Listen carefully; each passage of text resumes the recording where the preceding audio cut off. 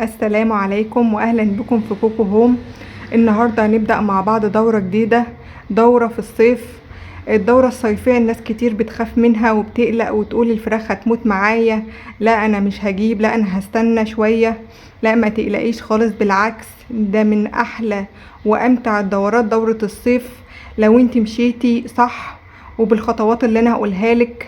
اول حاجه لازم أنا اجهز المكان معايا. انا كان معايا الحمد لله دوره قبل ديت وطلعتها اخر حاجه على 34 يوم، بدات من ال27 لغايه ال34 وكانت الفراخ معايا الحمد لله اللهم بارك 3 كيلو.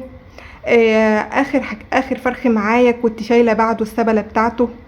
بعد كده جبت خرطوم ضغط عالي، عملت المكان كله ما شبتش حاجه في المكان من السبله.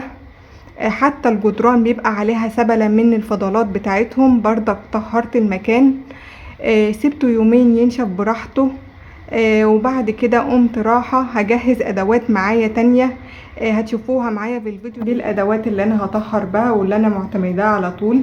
اول حاجة بجيب جرد فيه مية، بعد كده بحط قيمة نص كوباية سائل، بعد كده نص كوباية خل، بعد كده كوباية كلور مركزة. بعد كده بقوم رايحه حطاها على بعض واقلبها، وببقى لابسه جوانتي علشان الحساسيه بتاعت الايد، وهتشوفوا معايا وانا بعمل الجدران. دلوقتي انا رشيت الحاجات اللي انا الوصفه اللي انا قلت لكم عليها اهيت. باجي بقى ادعك الارض كويس من اي حاجه. كمان انا رشيت، لو انتوا شايفين الجدار مبلول ازاي، متر من فوق علشان السبله بتاعتهم اللي بتيجي على الجدار تبقى بردك شايلينها.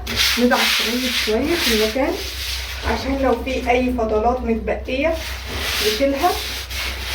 وهنسيبه كمان يومين ينشف براحته او 3 ايام على حسب وهي المكان والرطوبة عندك عاملة ازاي. دلوقتي انا دعكت المكان وشوف انا طلعت منه قد ايه، بالرغم ان انا رشاب ميه وكنساه مرتين قبل كده.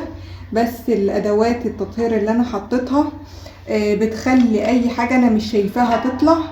وهستنى ما ينشف براحته، وبعد كده اجهز المكان للكتاكيت واصورها لكم بردك. ودلوقتي ده المكان بتاعي بعد التطهير.